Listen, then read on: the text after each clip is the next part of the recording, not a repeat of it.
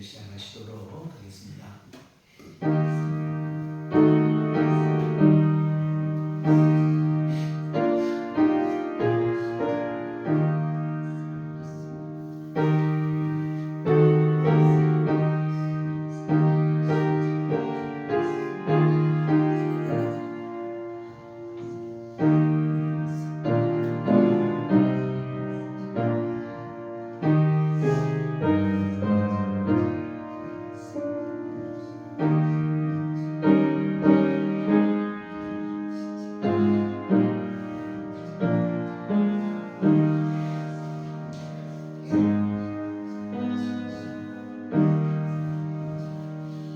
내가 여호와를 항상 송축하며 내 입술로 항상 주를 찬양하리이다.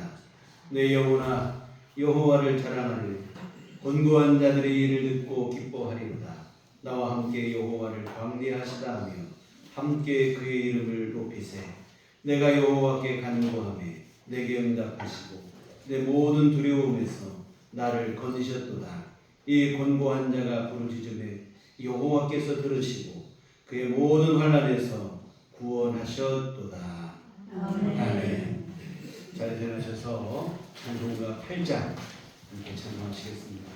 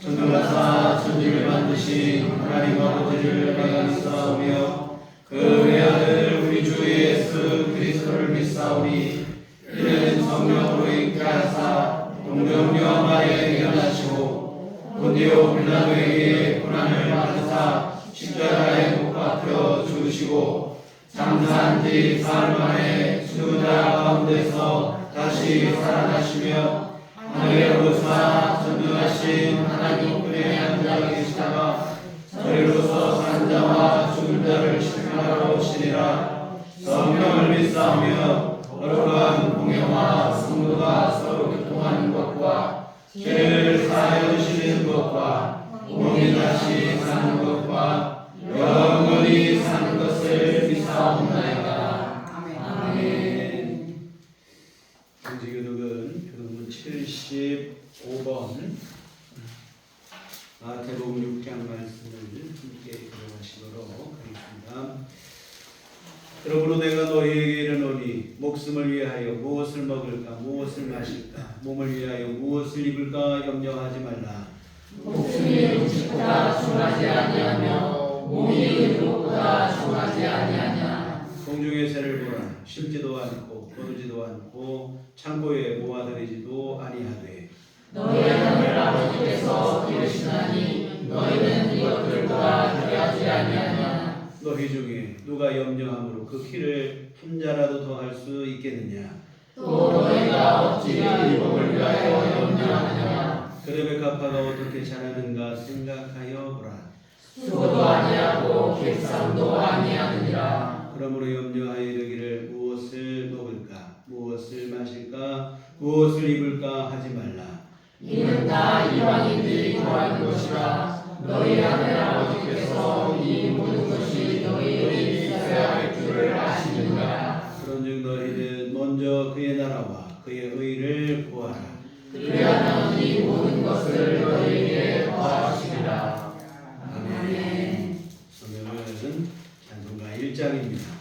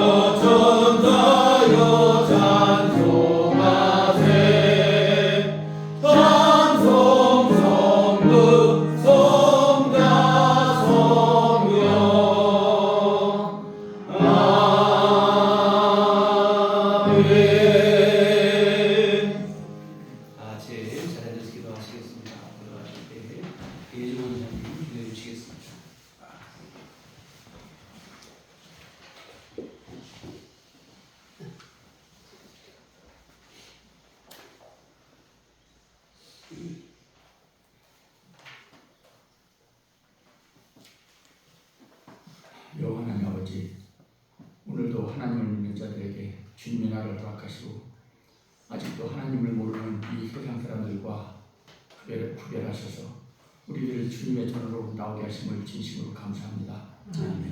이 시간 성령 하나님 이곳에 임재하셔서 이 예배를 기쁨으로 받으시고 하나님의 나라가 우리의 심령 안에 이루어지는 놀라운 축복과 은총의 시간이 되게 하여 주시옵소서.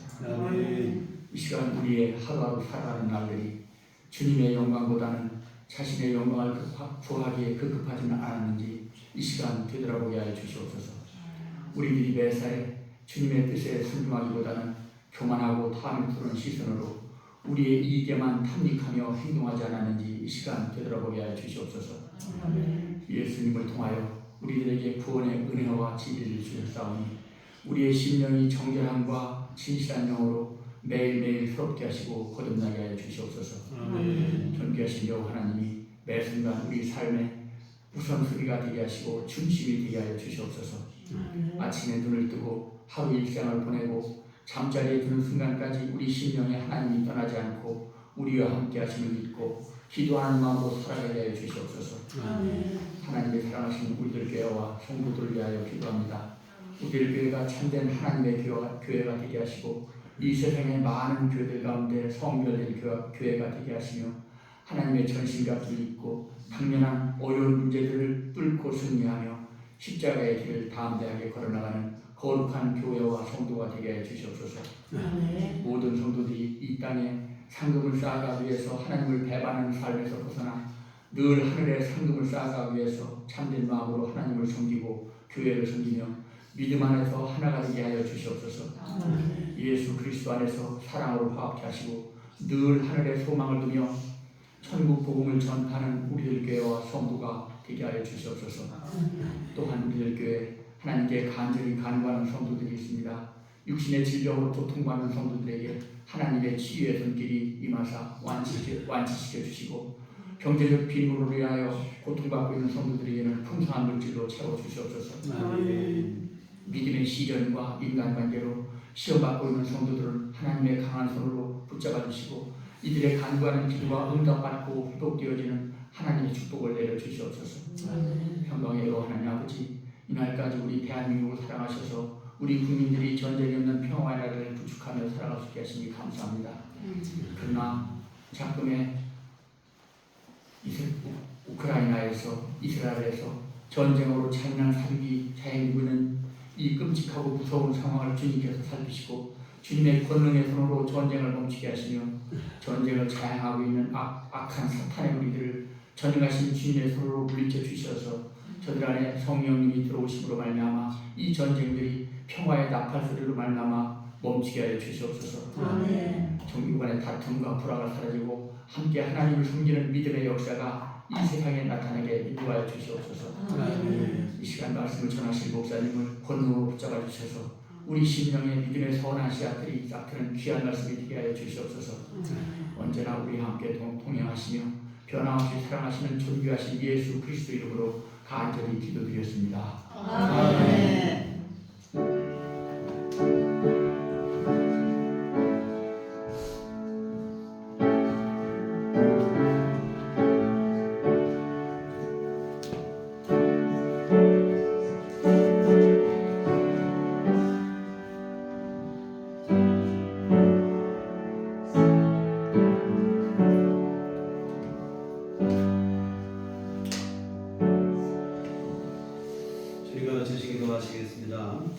하늘에 계신 우리 아버지여, 이름이 거룩히 여김을 받으시오며 나라의 마옵시며 뜻이 하늘에서 이룬 것 같이 땅에서도 이루어지이다.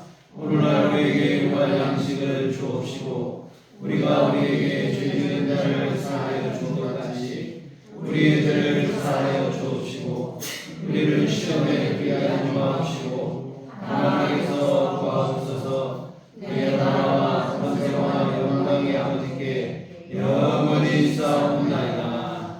아멘. 이 시간 우리 주신 하나님 말씀 구약성경 사무엘상 21장 10절로 15절까지 말씀 보시도록 하겠습니다.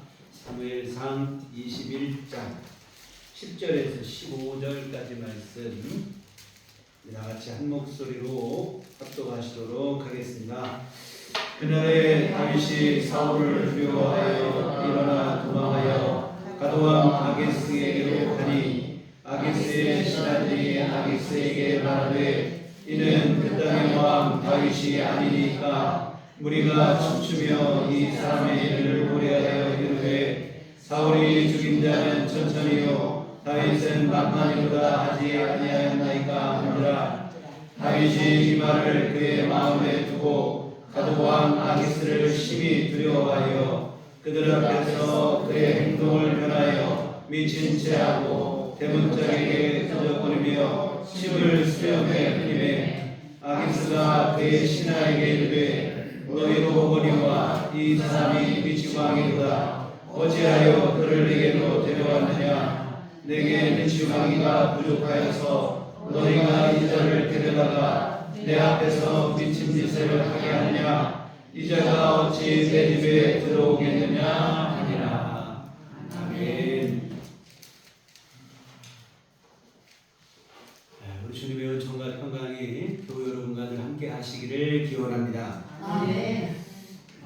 이스라엘과 팔레스타인 무장단체 하마스와의 전쟁 양상이 심상치가 않습니다.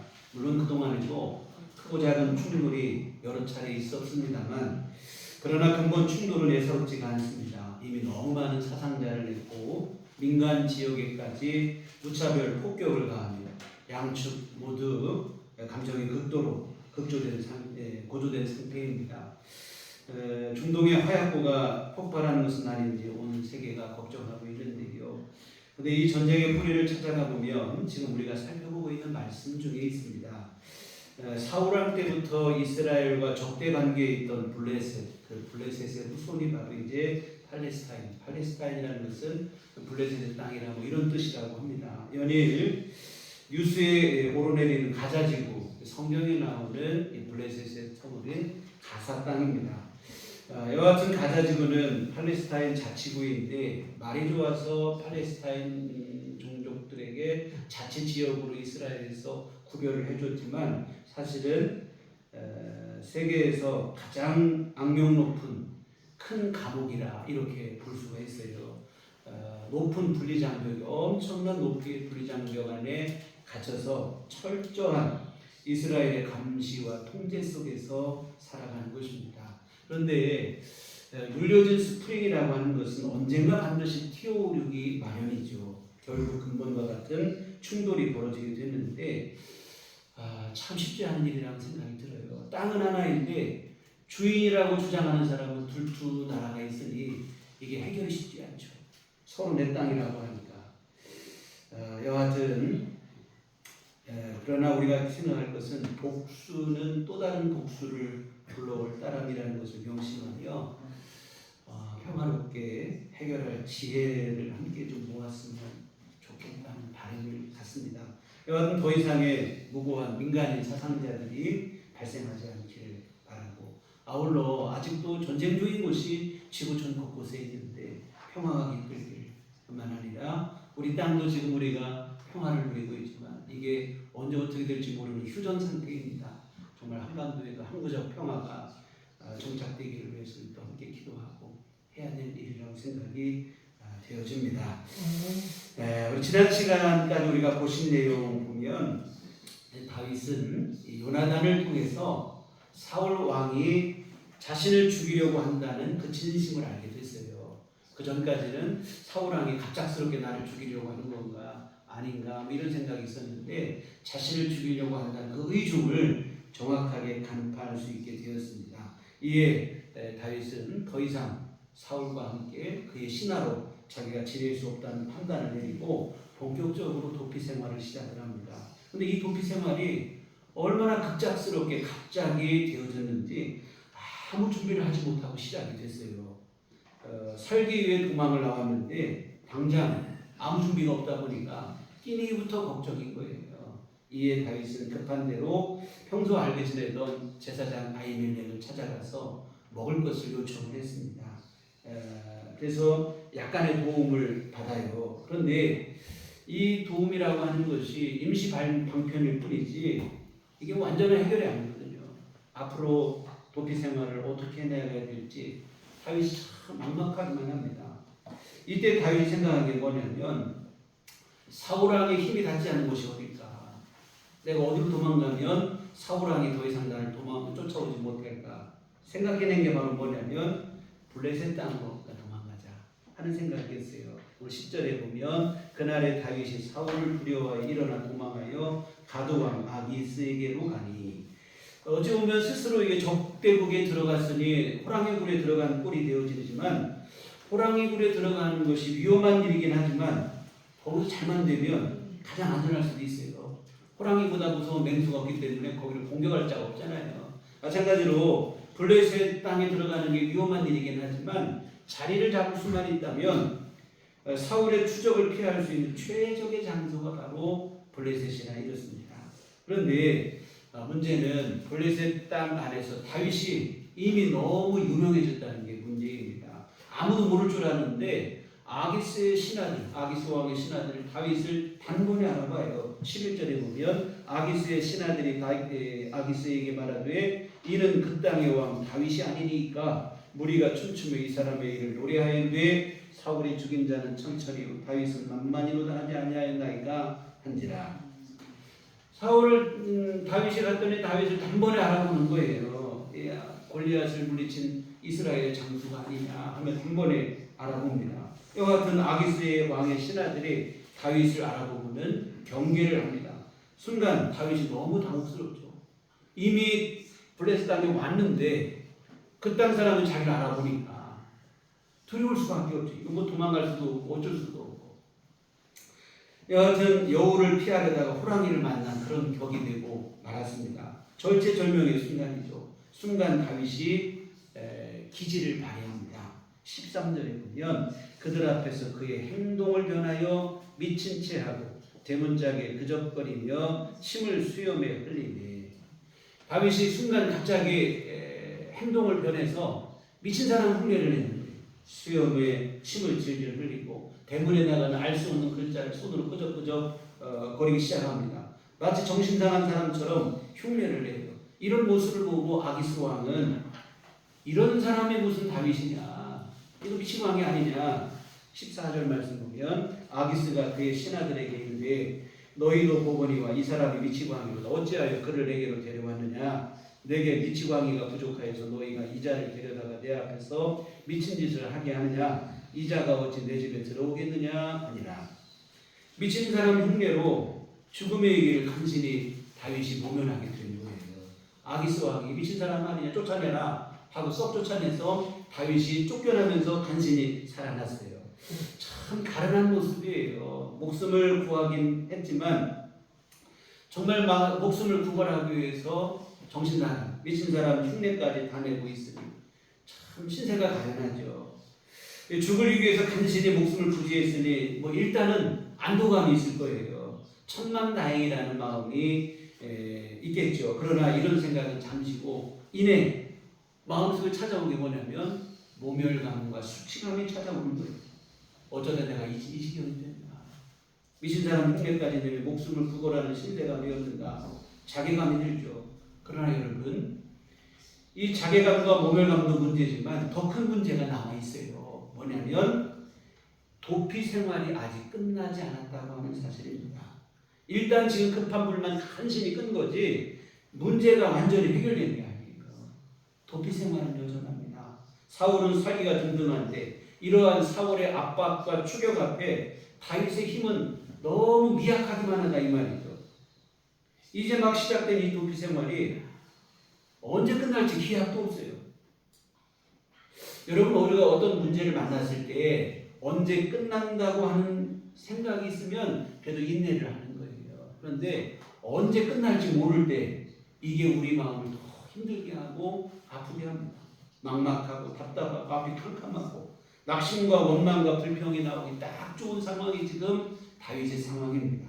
그런데 여러분 놀라운 사실은 다윗은 이 순간 하나님 앞에 감사의 찬송을 돌렸다고 하는 사실입니다.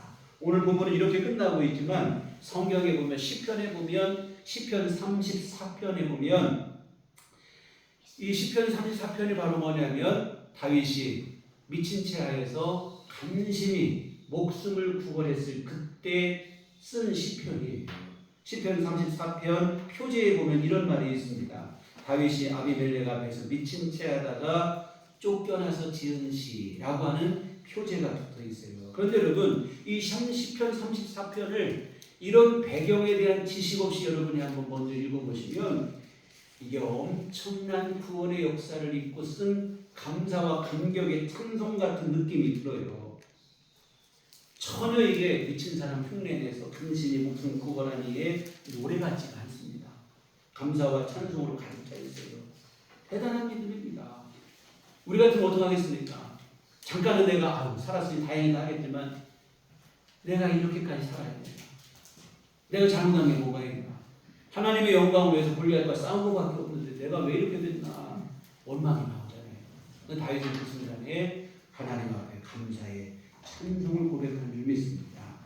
사실 이런 경우 보통은 그런 생각을 가져요. 다른 사람들과 비교하면서 자신의 처지를 더 한탄하고 비관합니다. 다른 사람들 보니까 아무 문제 없이 잘 지내는 것 같은데 왜 나만 이러는가? 내가 뭐 그렇게 대단히 잘못한 게 뭐가 있는가? 방금 말씀드렸지만 내가 골리앗과 싸워서 하나님의 영광을 위해서 전쟁에 나간 것밖에 없는데 그렇지 못한 사람도 잘 지내는데 나는 왜 이러는가? 상대적 박탈감으로 더 깊은 절망과 좌절의 늪으로 빠져들게 되는 지죠. 그런데 다윗은 그 순간 다른 어느 누구와도 비교하지 않습니다. 다만 지금 이 위기 속에서 자신에게 지혜를 주셔서 순간적 기지를 발휘하게 해서 자신을 위기에서 구원하신 하나님께 감사의 찬송을 드리고 있는데 시편 34편 4절에 보면 내가 여호와께 간구하며 내게 응답하시고 내 모든 두려움에서 나를 건지셨다. 이어지는 6절에는 이 곤고한 자가 부르짖음에 여호와께서 들으시고 그의 모든 환난에서 구원하셨다. 원망과 불평에 대한 얘기는 이런 반응도 없어요. 죽음의 위기에서 자신을 구원하신 하나님께 감사를 돌렸다는 겁니다. 다른 데 눈 돌리지 않고 지금 자신이 경험한 구원의 은혜에만 집중하며 그 은혜에 감사를 고백하고 있는 거예요. 여러분, 이것이 신앙적 지혜인 줄 믿습니다. 여러분, 작은 은혜에도 감사할 줄 알아야 돼요. 그래야 하나님께서 더 큰 은총으로 그의 삶을 신실히 지키시고 보호해 주십니다. 다른 사람과 비교하기 시작하면 곤란해요. 반드시 불행해집니다. 비교하기 시작하면 감사하던 것도 오히려 원망거리가 돼요. 참 부끄러운 얘기고, 참 여러분 앞에 참 담임 목사로서 부끄러운 얘기지만 솔직히 저도 이런 마음이 들 때가 있는 것 같아요. 코로나가 시작되면서 참 많은 교회들이 어려워졌어요. 사실 우리 교회도 예외가 아닙니다. 코로나로 인해서 예배를 잘 모이지도 못하고, 게다가 코로나와 상관없이 그 무렵에도 우리 많은 성도님들이 돌아가시기도 하시고 요양원에 가기도 하시고 자녀들 집에 가기도 하시고 또 이사 가시기도 하시고, 이러다 보니까 우리 교회 예배 인원이 한 3분의 1 이상이 사실은 그전보다 지금 못하잖아요. 여하튼 이렇게 교회가 어려워졌어요. 그러다 보니까 당연히 교회 재정 상황도 어려워지고, 그렇다고 교회가 아무것도 안 할 수도 없는 일이고, 할 수 있는 게 생각해 보니까 제가 받고 있는 사례비를 깎는 것밖에는 방법이 없어요. 그래서 제가 교회에서 받는 사례비를 깎았습니다. 한 3분의 1 정도 깎고, 사실 생활도 해야 되고, 그때만 해도 우리 아이가 학교도 다니니까 뭐 학비도 또 내야 되고 하는 상황, 여러 가지 어려움이 있었으나 어쩔 수 없어요. 교회 사례비를 줄이고 그러다 보니까 제가 할 수 있는 게 뭔가, 틈틈이 제가 예전에도 어릴 때부터 손재주가 좀 있어가지고 목공일을 잘했어요. 웬만한 목수들 하는 일을 잘합니다. 그래서 그런 일들 예전에도 틈틈이 좀 했었는데, 다행히 이런 일 하시는 목사님들이 모여있는 일하시는 분들이 있었어요. 소개를 받아서 저도 좀 참여를 해서 거기서 아르바이트를 하기 시작을 했습니다. 근데 몸이 좀 힘들죠. 새벽 기도도 하고 아침 일찍 나가서 일하고 저녁에 들어오고 하면 몸도 피곤하기도 하고 어렵고 합니다만, 그런데 몸은 힘들지만 그래도 교회 부담을 주지 않고, 또 교회도 또 코로나 어려운 상황 속에서도 우리 교회가 또 그래도 이렇게 잘 문제없이 이어져 가고 감사한 마음이었어요. 남들이 볼 때는 참 목사님이 오죽 목회를 못하면 이런 일이나 하겠다, 이런 얘기 할 수 있는 일일 수도 있겠죠. 그러나 그럴지라도 제가 일이라도 해서 하나님께서 할 수 있는 건강을 주시고 또 기술도 주시고 또 좋은 사람들도 만나게 하셔서 뭐 그저 감사한 마음이었어요. 그런데 이렇게 감사한 마음으로 일을 하다가 가끔 속이 상할 때가 있어요.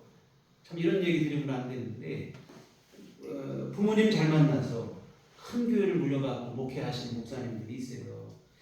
참 부모님 잘 만났다는 이유 하나로 큰 교회 목회하시는 분들이 오히려 목에 힘주고 큰 소리 치고, 그런 거 볼 때는 좀 마음속에서 뭐 역정이 나는 거예요. 사실 그분들이 그러거나 말거나 나는 내가 할게, 하나님 앞에 나만 정직한 마음으로 목회를 열심히 하고 하면 그만인데, 정말 그렇게 하다가도 갑자기 그런 모습을 보면 제가 아직까지 신앙적 인격이 성숙되지 못해서 그런지 화가 나기도 하고 원망이 들 때도 있고 불평의 마음이 들 때도 있고 그래요. 사실 몸은 힘들어도 그래도 할 수 있는 일이 있어서 좋고, 좋은 분들하고 참 함께 내가 문제없이 해서 교회에 부담 안 주고 생활해 나가는 게 감사했는데, 다른 사람과 비교하기 시작하니까 이 감사가 오히려 원망거리가 되는 거예요.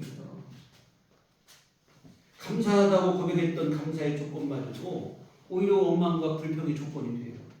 사랑하는 성도 여러분, 제가 참 부끄러운 마음에 이 말씀을 드리는 이유는 다른 데 보지 않았으면 좋겠습니다. 다른 사람하고 비교하지 않았으면 좋겠어요. 오직 하나님만 바라보시기를 주님의 이름으로 부탁을 드립니다. 아멘. 오늘 내 삶 속에 내려주신 남들이 볼 때는 별거 아닌 것 같고 소소한 것 같을지라도 그 작은 은혜에 감사하며 하루하루 살아가는 것이 진정한 성숙의 믿음인 줄 믿습니다. 아멘. 그렇지 않고 다른 사람과 비교하기 시작하면 감사하는 것이 오히려 원망거리가 되고 불평거리가 되는 거예요. 여러분 전교 2등이면 모든 사람이 꿈꾸는 거예요. 근데 전교 1등하고 비교하면 불행해지는 거야 갑자기 전교 2등도. 여러분 비교가 이렇게 어리석은 일입니다. 오늘 다윗을 모범으로 삼았으면 좋겠습니다. 정말로 위기와 고난의 상황을 만났어요. 누구보다 열심히 믿음으로 살았는데 믿음 없이 사는 사람들보다도 못하게 더 힘든 상황에 놓였어요. 다른 사람과 비교하며 원망당할 수 있죠. 그러나 다윗은 다른 사람과 비교하지 않습니다. 다른 데 보지 않아요. 그저 하나님께 감사를 고백하고 하나님께 찬송과 영광을 돌리고 있는데요. 참 우리가 본받아야 될 믿음의 모범인 줄 믿습니다. 그러면 다윗의 심령 안에 도대체 어떤 믿음이 있었기에 이런가 고난과 시련 속에서도 감사와 찬송을 고백할 수 있었는가? 시편 아까 말씀 34편 9절에 보면 이런 말씀이 나와요. 너희 성도들아 여호와를 경외하라. 그를 경외하는 자에게는 부족함이 없도다. 하나님을 경외하는 자에게는 부족함이 없다는 분명한 확신을 다윗은 마음속에 가지고 있었습니다. 여러분 경외라고 하는 말은 두렵다는 얘기인데 그냥 우리가 무서워서 두려워하는 그런 두려움이 아니라 존경과 애정 이 모든 게 담겨 있는 이게 경외 두려움이에요. 바로 뭐냐면 이처럼 하나님을 존경하고 두려워하고 하나님을 진심으로 믿고 사랑하면 그러한 자에게는 하나님께서 함께 하셔서 부족함이 없게 해주시는 그 은혜를 베풀어 주실 것이다. 이 믿음을 갖고 있습니다. 그러니 당장 볼 때는 절망적인 상황이지만 하나님께 찬송을 돌리는 것입니다. 1절에도 말씀드렸는데 제가 참 마음에 고민을 많이 갖고 있었을 때예요. 여러 가지로 복잡하고 힘들고 어려울 때인데 그때 그냥 교회 청소를 했어요. 너무 마음이 심란하니까 몸을 움직이는 게 편하니까 교회 청소를 막 하고 바닥을 쓸고 있는데 갑자기 찬송이 나오는데 나의 갈 길 나가도록 찬송하다가 중간에 어떤 가사가 나오면 믿음으로 사는 자는 하늘 위로 받겠네. 이 찬송 가사가 나와요. 평상시도 늘 불렀던 찬송인데 그때 마음속에 마음이 뜨거워지는 거죠. 믿음으로 사는 자는 하늘 위로 받겠네. 내가 지금 힘들고 여러 가지 어려운 상황 때문에 고민도 있고 마음에 심란하기도 하고 문제가 해결되지는 않지만 그러나 내가 믿음으로 살면 반드시 하나님이 내려주신 위로가 나에게 부어질 것이고 믿음으로 사는 자가 반드시 승리할 것이라는 마음이 뜨거워지는 그런 확신이 생기니까 해결되지 않았는데 마음에 감사가 있어요. 사랑하는 성도 여러분, 다윗이 지금 그 마음이에요. 하나님을 경외하는 자, 부족함이 없을 것이다. 이 확신을 마음속에 가지고 있습니다. 지금 모든 위기에서 벗어난 게 아니에요. 잠시 지금 죽을 뻔했다 살아난 상황이고 문제는 여전하다 이 말입니다. 그러나 다윗은 그 마음속에 어떤 마음하고 있냐면 하나님을 경외하는 자는 부족함이 없을 것이다. 하나님께서 부족함하면 은혜를 부어주실 것이다. 그러니 섣불리 원망하거나 불평하지 않습니다. 좌절하거나 포기하지도 않고 다른 사람과 비교하며 원망하지도 않고 하나님 붙잡고 찬송과 감사를 하나님께 돌리고 있습니다. 이와 같은 다윗은 하나님을 경외하면 부족함이 없게 되리라는 분명한 믿음을 가지고 있었습니다. 혹독한 고난과 시련 앞에서도 이 믿음만큼은 조금도 흔들리지 않고 있어요. 그 어떤 고난과 시련 앞에서도 반드시 승리하리라고 확신하고 있습니다. 사랑하는 여러분, 오늘 여러분 앞에도 생각지 않았던 이런 어려움과 시련이 닥쳐오더라도 여러분의 믿음만큼은 결코 흔들리지 않아야 될 줄 믿습니다. 믿음으로 사는 자가 승리할 것이라고 하는 그 믿음만큼은 절대로 여러분이 놓쳐서는 안 돼요. 그 믿음을 꼭 붙잡으셔야 될 줄 믿습니다. 근데 조금만 어려움만 와도 사람들이 쉽게 뭐 믿음만 갖고 되냐, 믿어봤자 별것도 없다. 여러분 절대로 안 될 일인 줄 믿습니다. 여러분 스스로 포기하지 않는 한 하나님께서는 반드시 여러분의 삶을 반드시 회복하시고 승리하게 해주실 줄 믿습니다. 하나님은 전능하신 하나님이시고 불가능이 없는 하나님이시고 우리가 아무리 밑바닥까지 내려와 있을지라도 능히 우리를 건지시고 높이 세워주실 줄 믿습니다. 오늘 우리의 머리와 계산으로 하나님의 능력을 제한하지 않았으면 좋겠습니다. 우리의 이성과 상식과 방식과 계산을 초월하 역사하시는 하나님이심을 믿으시기를 주의 이름으로 부탁을 드립니다. 오늘 다윗을 보세요. 정말로 지치고 힘들어 포기할 수 있는 상황이지만 다윗은 다른 무엇 때문이 아니에요. 지금 앞이 다 캄캄합니다. 다윗이 그 가운데서도 든든할 수 있는 것은 그의 심령 안에 있는 믿음 하나뿐이에요. 분명한 건 믿음 하나뿐이지 다른 모든 것은 다 지금 불확실하고 캄캄하다 이거예요. 다윗이 믿음 하나 때문에 용기를 내고 있습니다. 하나님을 경외하는 자에게는 부족함이 없이 채워주시는 하나님의 은혜가 임한다고 하는 그 믿음 하나를 붙잡고 시련과 맞서 싸우고 있는 거예요. 자기 힘 갖고 싸우는 게 아닙니다.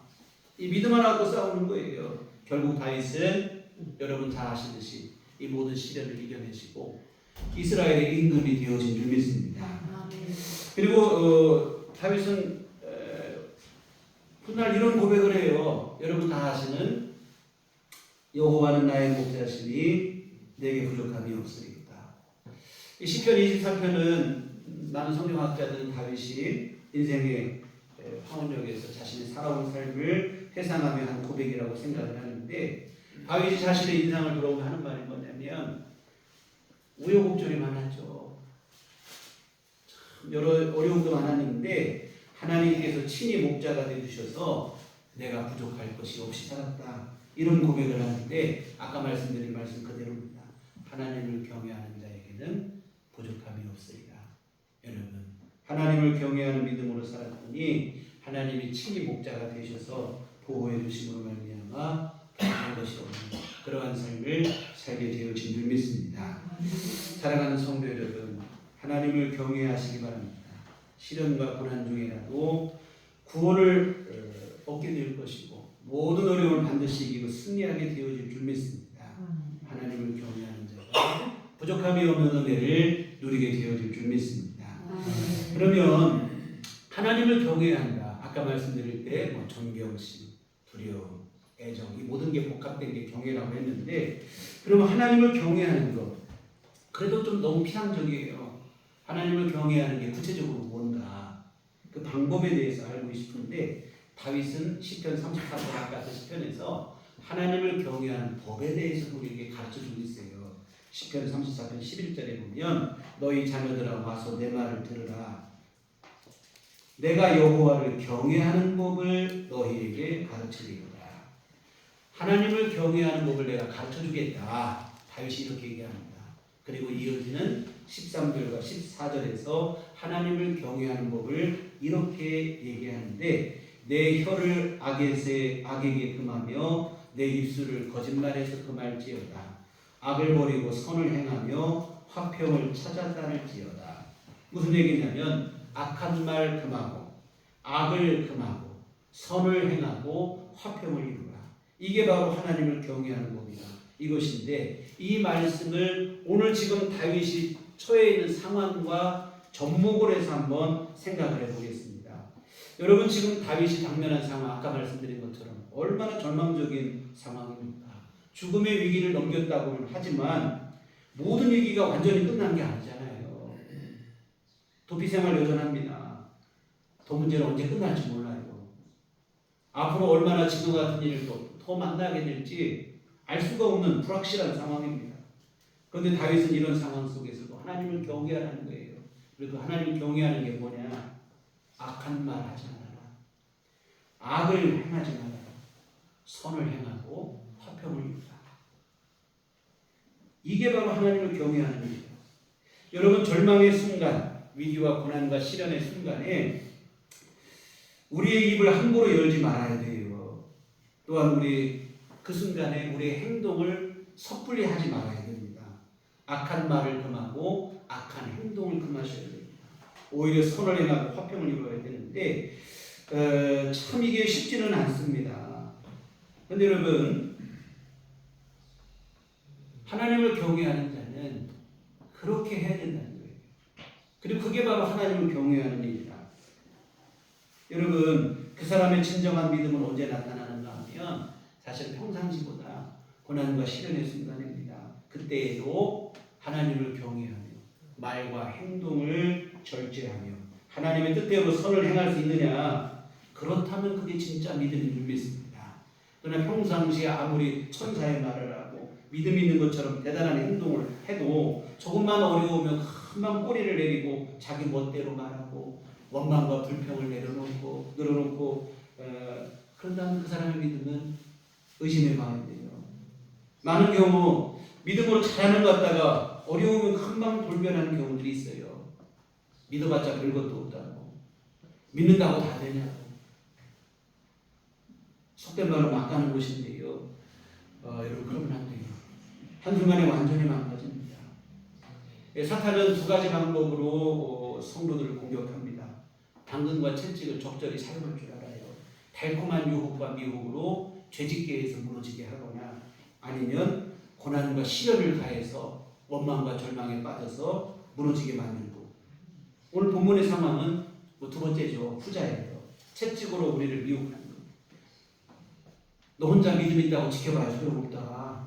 하나님이 너를 알아주긴 하는 줄 아냐. 우리 마음속에 그런 생각을 들게 하는 거예요.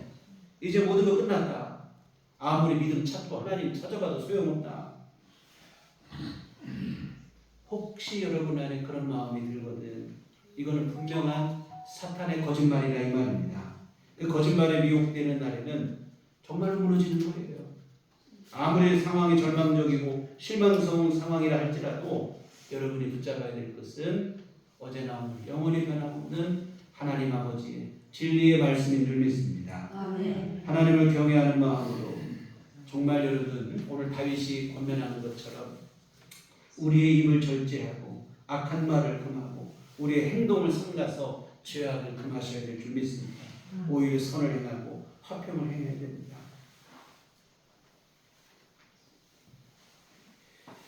그런데 사실 우리 타락한 육신의 감정이라고 하는 것은, 육신의 본성이라고 하는 것은 참 이렇게 하나님을 경외하는 믿음으로 살기보다는 자기 멋대로 육신의 감정대로 살기가 쉬운 것 같아요. 출애굽한 이스라엘 백성들을 보세요. 고난이 조그만 어려움 닥치면 습관적으로 원망하는 거예요. 모세를 찾아가서 분을 토해내고 하나님까지 원망하고 우상을 만들어 놓고 그 앞에 우상을 섬기기까지 하고, 결국 어떻게 되었습니까? 그 잘못된 습관을 고치기 위해서 광야 생활을 더 연장해서 40년이나 하게 됐어요. 사실 출애굽하고 2년 만에 하나님께서는 이스라엘을 가나안 땅으로 들여보내려고 하셨어요. 근데 이스라엘 백성들이 틈만 나면 원망하고 불평하고 우상 숭배하고 하나님을 경외하는 마음이 없어요. 결국 하나님은 그런 마음으로 가나안 땅 주어봤자 아무것도 되지 않거든요. 이 하나님은 광야에 더 붙잡아 놓고 훈련하시고 연단하십니다. 혹독하게 40년을 훈련하십니다. 하나님 경외하는 법을 가리키는 거예요. 여러분, 고난과 시련의 순간에 우리의 말이나 행동으로 죄짓지 마시기를 부탁을 드립니다. 스스로 나를 더 힘들게 만들 따름이에요. 늘 그 타령이 되는 거예요.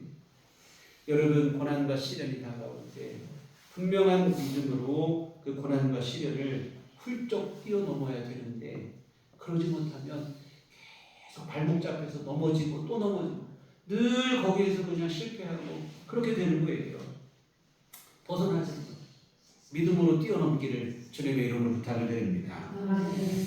정말 여러분, 고난이 닥치고 시련이 몰려온다 할지라도 조금도 흔들리지 말고 믿음으로 서시기를.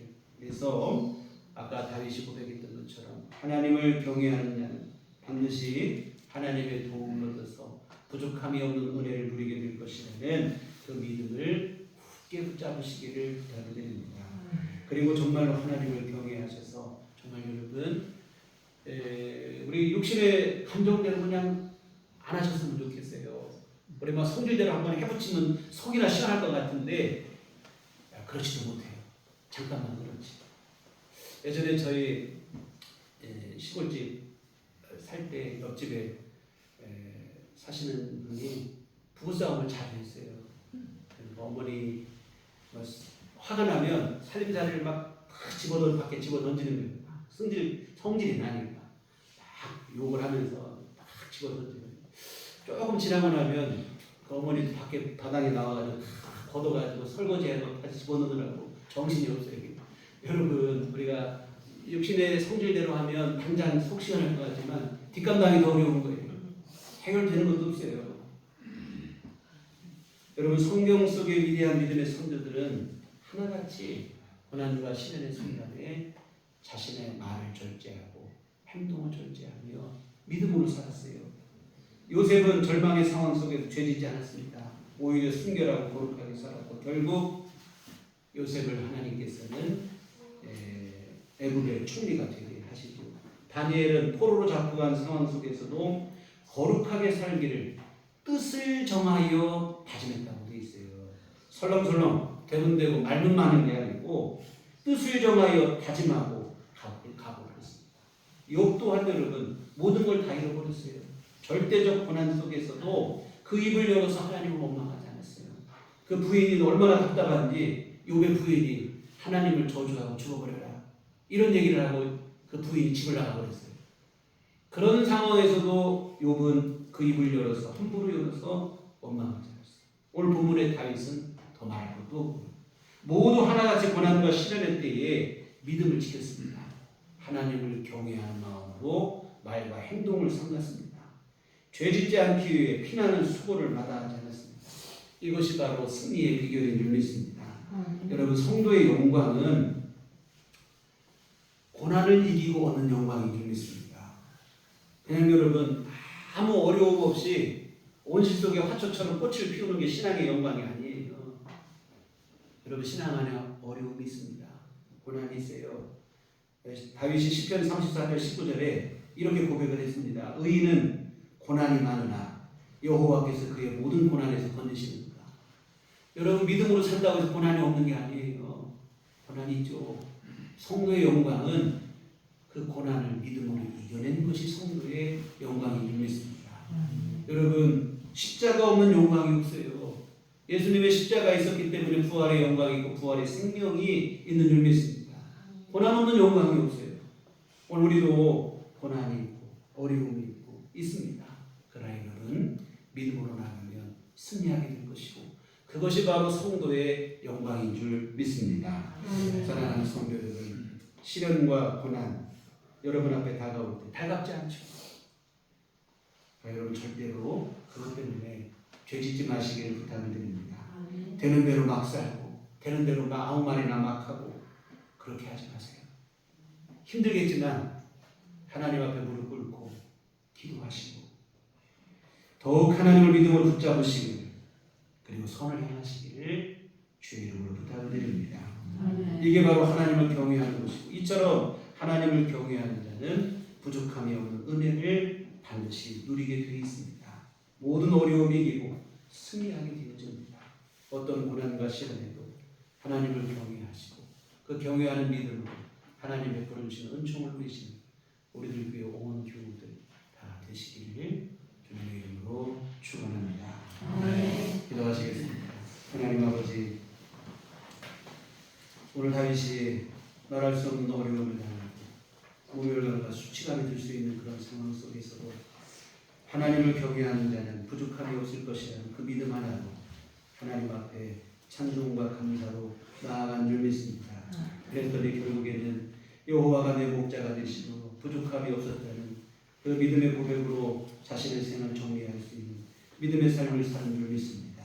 하나님 아버지, 오늘 우리도 고난도 많고 시련도 많고 문제도 많은 세상 속에 살아가지만 오늘 이 믿음 분명하게 하여 주시옵시고 그 믿음으로 승리하게 하여 주시옵시고 하나님의 영광 가운데 주님 은총 안에 살아가는 우리 모두가 될 수 있도록 그래야 주 앞에서는 그날에 하나님이 내 목자 되심으로 내가 부족함이 없어보라 주님 앞에 감사의 고백할 수 있는 우리 우리 모두가 되도록 도와주시옵소서.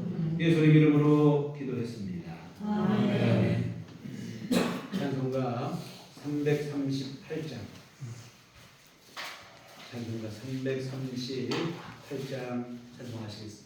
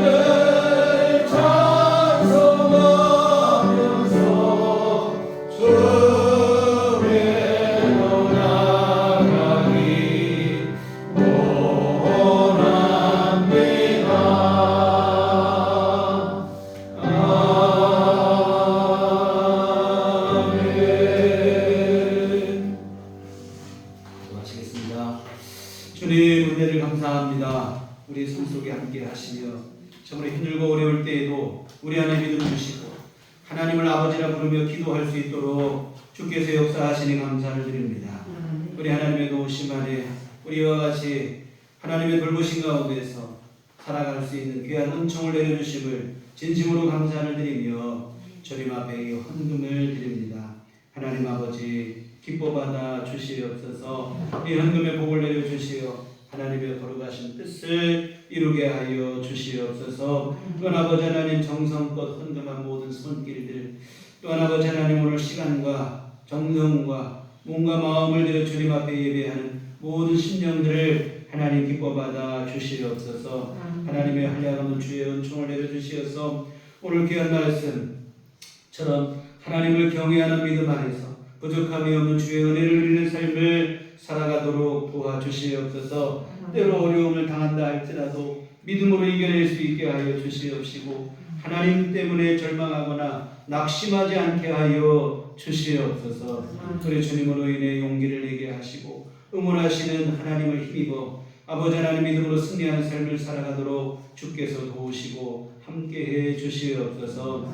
하나님 아버지 또한 주님 앞에 한과하옵기는 우리 모든 교우들 필요한 모든 것 주님이 하시오니 건강이 필요한 이들에게는 날마다 주님께서 세임 주시옵시고 아버지 하나님 늘 주님이 건강을 내려 주시어서 모든 병마를 이기고 승리하는 삶을 살게 하여 주시옵소서. 특별히 오늘의 우리 모든 성도님들 아버지 하나님 늘 책임 주시어서 정말 주님 앞에 가는 그날까지 믿음으로 승리하는 삶을 살게 하시고, 또한 아버지 하나님 병원 신세지지 않게 하시고, 자기 발로 걸어서 가고 싶은 곳 마음대로 가고 먹고 싶은 것 마음껏 먹고 생활하며 지낼 수 있는 은총을 주님 앞에 가는 그날까지 누리게 하여 주시옵소서. 아버지 하나님, 또한 물질의 문제로 기도하는 이들에게는 하나님께서 필요한 모든 것 채워 주시옵시고, 아버지 하나님 일용할 모든 것 채워 주시어 주 안에서 아버지 하나님 주시는 은혜를 누리는 삶을 살아가도록 도와주시옵소서. 마음의 평안을 위해 기도하는 이들에게는 하늘의 위로가 그 마음 속에 부어지게 하여 주시옵소서. 예수님께서 그 마음의 주인 되어 주시어서 우리 심령 모든 안에 아버지 하나님 천국이 이루어지는 귀한 은총을 누리게 하여 주시옵소서. 아버지, 또한 이런저런 문제로 주님 앞에 간절히 기도하는 이들이 있습니다. 하나님, 주님이 하실 줄 믿사오니 모든 이들에게 아버지 하나님 각양 필요한 은혜를 주님께서 각 사람에게 내려 주시옵시고 하나님 돌보신 은혜를 베풀어 주시옵소서. 한 주간도 믿음으로 승리하게 하실 줄 믿사오고 예수님의 이름으로 기도했습니다. 아멘.